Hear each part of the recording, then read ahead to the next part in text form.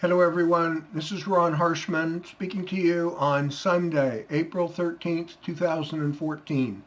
I wanted to make a short video about an issue that I consider to be very important, and I've had many discussions with many of our Facebook friends about this topic, and it's amazing to me how many people just do not think about or realize what they are doing when they are posting things on their Facebook wall. Please understand, and I'm not putting anybody down, I'm not trying to criticize anyone or tell you what your standards have to be, but I want you to realize one thing that is very, very important. When we are doing network marketing, when we're operating on primarily Facebook, on other social media, we are dealing with people sometimes from around the world, and they don't know us, we don't know them.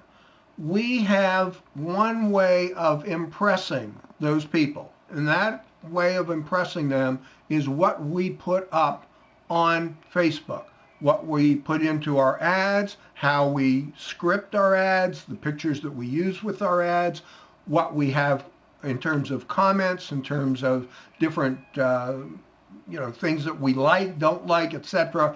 Basically, the point is our Facebook wall is in fact our business card. If you are trying to attract somebody in a different country, different state, different city, I don't care where they are, and you're basically saying to them, I have a business. I like my business. I think you will like my business. I think you could be successful in my business. I think you can make money in my business. I want you to join me in my business. That's basically what we're doing in network marketing. Your presentation to them is presented along with your quote business card, which is your Facebook wall. I don't care what kind of language you use in day-to-day conversation. I don't care what kind of pictures you look at or what kind of things turn you on or turn you off in your private life. What you have to realize is, and many people unfortunately in my opinion do not realize this, people who are looking to see whether they're going to join you in your, quote, business want to see what kind of, quote, businessman or businesswoman you are. And what you have on your wall is the best indication of what kind of a businessman or businesswoman you are.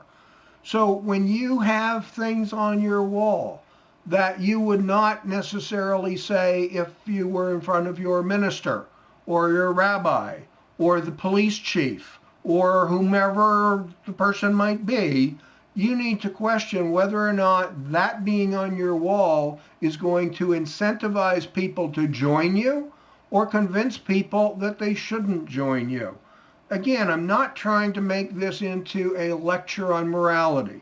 I'm simply trying to clarify for those people, particularly those people who have wondered why they're knocking themselves out trying to build a network, trying to build a downline, trying to establish a business, and they continually are having problems.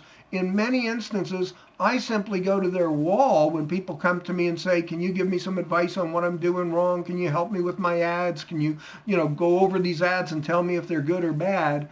In many cases, I simply go to the person's Facebook wall and it jumps out at me in screaming language. I am not a professional. I am not a business person. I talk gutter language. I'm more interested in looking at nude girls or nude boys or whatever than I am in doing business. Oh, by the way, I've got this great business opportunity. Please join me. You cannot do that and expect to be successful.